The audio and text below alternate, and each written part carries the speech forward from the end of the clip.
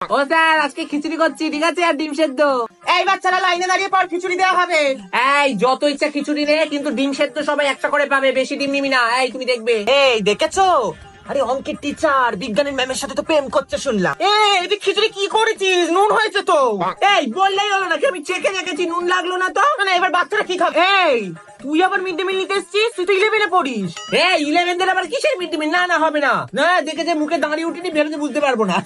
এই যা যা টিফিন বক্স আনিনি, এখানটায় দাঁড়া, এক থালায় ভাত দেবো। দাঁড়া। এই তুই এই নে 5 বার এলি না টিফিন খেতে। বাবা এত কিসের খাবারে তোর? ওইটুকুনি ছেলে যা। ও স্যার আমার ডিম খাবেন? না মানে ডিম করেছি, খাবেন? ও স্যার এরকম করলে হবে না, আপনার বাড়ি থেকেও টিফিন আনবেন আবার এখানে এসেও খেয়ে যাবেন। বাচ্চারা কি খাবে? বলছি স্কুলে যে গ্যাস দিয়ে যায়, তার সাথে নাকি তোমার প্রেম চলছে? এই না, ও আমার লাইন মারে, আমি পাত্তা দিই। এই কেমন দাঁতটা দেখতে না? এই কত খিচুড়ি বেঁচেছে দেখ। ও এই একটা কাজ কর, ডিম সেদ্ধ গুলো বাড়ি নিয়ে চল, আর খিচুড়িটা চাপা দিয়ে রেখে দে, পরের দিন এটাই গরম করে দিয়ে দেবো।